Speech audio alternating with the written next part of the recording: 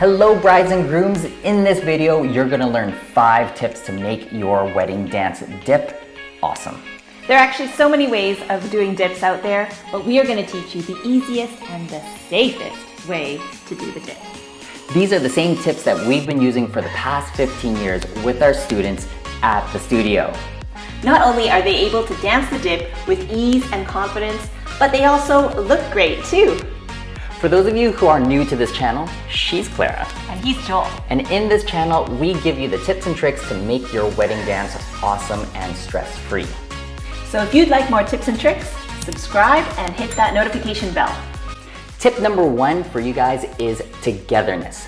We want to make sure that you guys are together before the actual dip. Guys, a lot of the times you're stoked, you're excited about dipping your partner, and you get her into that no matter how you do it, and then you're ready to go for the dip and she's not quite ready, and ooh, accidents could happen. And on the flip side, ladies, sometimes we're eager to do the dip, so we get in there even though the gentleman's not ready. And if the gentleman's not ready to support you, again, things could happen. So let's see what Joel and Claire are talking about, and we'll go into a little bit more detail. So for all of our dips in this video today, we're going to go into a very simple entry, all right? Claire's just gonna walk in and we're gonna go into a dip. For those of you who want more interesting ways of getting in, consider going to our natural wedding dance method and learning a few more tricks that way, all right? So example number 1 is gentleman pulling the lady in without being together. It's gonna look like this. Gentleman's action and grab her and pull her in. I was kind of ready for that because he told me. But a lot of the times, gentlemen are so excited about getting the lady in that right when they get their hands on the girl, they are already trying to throw them, which is not what we recommend.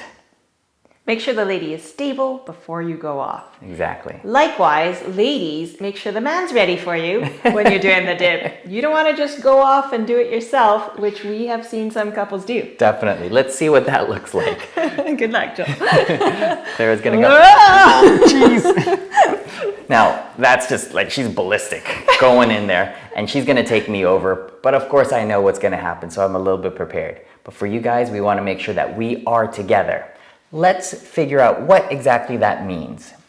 Claire goes out, she comes back in, and we pause so that we are stationary for just a moment before we go into a dip. Therefore, both of us are on the same page and we're ready to go into that dip. Safety first. Exactly. So let's show you this one more time without us talking, and you'll just see what we mean by how long a pause you really need to do.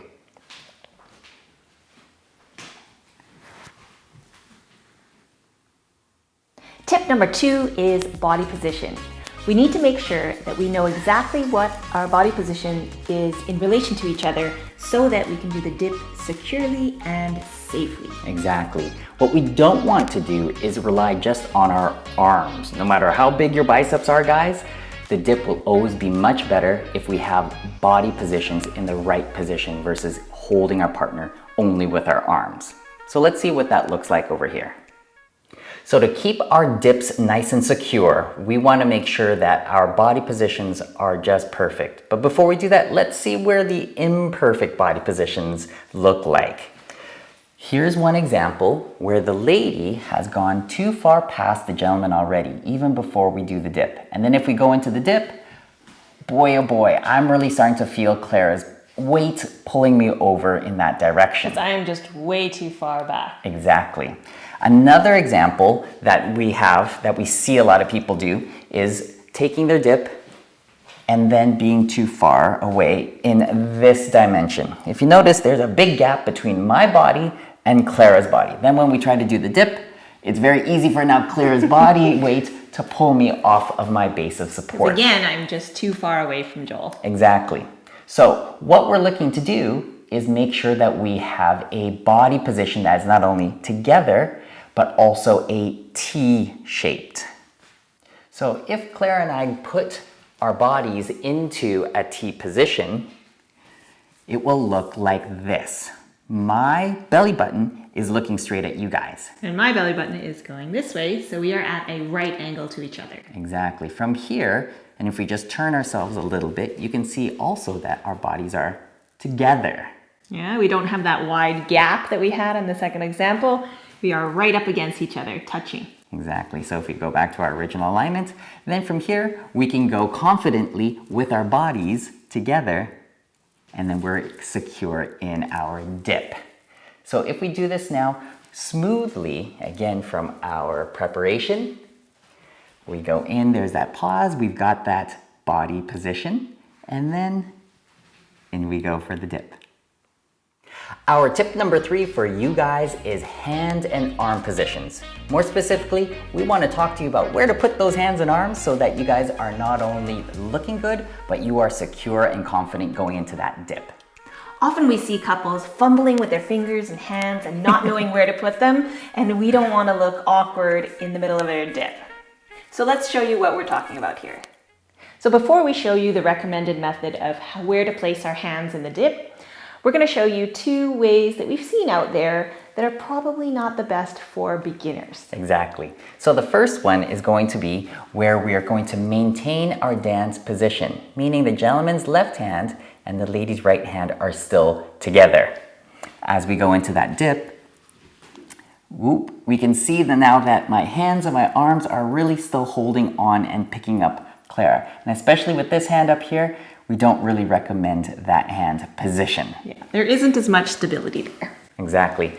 The second action or the second hand position will look like this.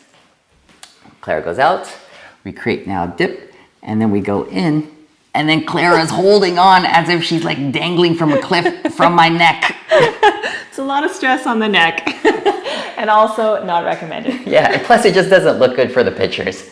Yeah. So let's go into where we want the hands specifically, okay? Now, gentlemen, as we prepare the lady, we want her right hand to wrap your waist, and it's going to look like this. Clara's gonna come in. I'm going to now get Clara's hand to now wrap my waist before we go into the dip. I'm going to show from a different angle just so that you can see that from the back. We're gonna go through here. We've created our T position, and notice how I'm placing Clara's hand around my back with my left hand. And ladies, we can actually just hold on to that back, and it's very secure because this is the core of the body where most of the stability is. All right. If we now talk about the other hands, we've already established the wrap around the man's waist. Now, gentlemen, you can take your right hand and place it just above the lady's hip, as well as your left hand on the middle of her back. And ladies, our left hand can just rest naturally on the man's arm. So that when we go into the dip, the hands are not only very secure and keeping our bodies together, but they're also looking quite elegant. Tip number 4 is use your core. Thanks, Dr. Seuss. We're going to show you 2 ways that you can do the dip, ladies, with a flat back or a curved back. Yeah, but either way, we want to make sure that you do not drop your core. Let's see what we're talking about. Tip number 4 is don't drop that core. Please don't drop that core, ladies. So we're going to try and show you a dip without the core engaged. Okay, here we go. Good luck to us all. Gonna go into the dip and whoa. Now if you notice, So this is where I've totally relaxed the core and it is not engaged whatsoever. so Clara, can you please engage your core before we fall over? There you go, Joel. All right, so if we just hold that for a second, if you notice, Clara's body line is a lot more straight, or her body is more flat. If she goes ahead and drops that core again, whoa, there goes her hips, there goes her body line. And Joel's having to use his arms and really support me. I'm really having to work hard. Clara, can you just pick up? Thank you. Once I pick it up, he has a lot Now I don't easier even, of a time. I barely have to hold up Clara, and we're all good to go. Yeah? That's right. Exactly. In this method, I had a straight back, but we can also do a curved back. So method number 2. So let's see what that looks like. So out she goes. Gentlemen, we're gonna do the exact same thing. Body line position is the same. Hands, arms are the same. And as Clara goes, notice how now she has a curved body line instead of Clara, if you just go into a straight. There's her straight. And then we go back to a curve. And then out we go. So in both methods, I have engaged my core, but for the curved method, I have actually pushed my center up even higher than a straight position. Exactly. And so if you're very flexible and you're able to do a bridge, then you would be able to do a curved back, Exactly. which sometimes can be more dramatic. It can be more dramatic, but make sure that if you're planning on doing that and really listen to what Claire said, it has to do with the hips coming up, not the shoulders going down, okay? Because there's a big difference in terms of how your balance works with your shoulders going down versus your hips coming up. Yep, and the most important thing is to be balanced and safe. So now that you've seen the two different versions of the dip, the curved and the flat back, please let us know which one you prefer. We want to know in the comment section below. So just write flat back, better. Curved back, better. Both, better. Speaking of better, our best and final tip is tip number 5 for you guys, and we're going to talk about the base. Not the arms, not the back, not the core. Or the treble. Yeah, but the base. The base is the most important because it's like having this big, huge tree without roots. If you don't have roots, with the slightest amount of wind, you're gonna topple over. Timber! We're going to demonstrate you that tree that's gonna topple over in the wind. We are? So out goes Clara. Here we go. And then we're gonna go into a dip. Now, if you notice, specifically for me, leads, yeah, my base or the width of my feet was very narrow. Then I went for the dip, and that's where the tree kind of started to tip over. Yeah, this is something that we don't want to do. Never. Yeah. If we do this correctly now, we are going to have the arms, the back, the core, everything engaged, but we need to make sure that our base is nice and wide, yeah? So if I do that by myself, gentlemen, it's going to look like this. Looks much like a side lunge action. Exactly, exactly. Instead of like this, where even right now I feel like I'm gonna fall over. And gentlemen, ladies feel way more secure when you have that wide base. Exactly. And ladies, you might notice that I take a little bit of a step as well so that I can have a base to support my body. So if we just do that one more time, take a look and see what happens to Claire's feet. We're gonna pause for just a moment here. Now, Joel's foot's gonna go out to the side, but watch what happens to Claire's foot. There's a little sneaky step that goes back. Sneaky step. Sneaky step. And that actually gives a lot of support for Claire's body because it's not only me, but she is also supporting her body weight at the same time. In fact, I could even probably do that dip by myself if I take a big enough step to support myself. So let me just see if I can try that. Okay. Good luck to me. Good luck to Claire. She's just showing off now.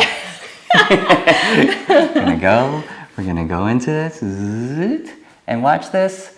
No hands! And now for our bonus tip. Ooh, bonus tip. Nice.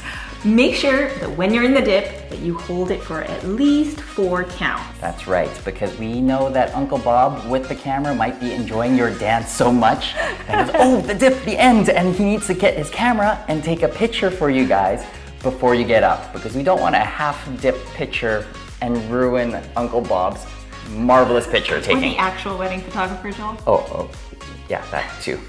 Let's see what we're talking about. So a lot of couples go into the dip and come out so fast that no one has a chance to take a photo. Yep, let's see what that quick dip looks like. Out we go, we got the dip. Okay, did you guys see it? Okay, thank you very much. Good night. Give me a bit of whiplash there, actually. Oh no, sorry. So we really want to make sure that we can hold it for at least 4 seconds. Yeah, so be confident. You've already got these 5 tips under your belt. Use them all. Yeah, make sure you're stable. Show off and be like, And hold it for 4 seconds. 3, 2, 1, and then we get ourselves to come up. That way, no one gets whiplash and you get a great photo. So guys, if you found any of these tips helpful and you're just that little bit more confident in dancing a dip at your wedding, please feel free to like and hit that subscribe and notification bell button down below. And if you need a more detailed plan on exactly how to master your wedding dance, check out our checklist over here, and the link is in the description below. If you'd like to have direct access to Joel and Clara, get your questions answered right away, there's another link down in the description below that you can get a hold of us. Thanks for watching. Bye. Dip you later.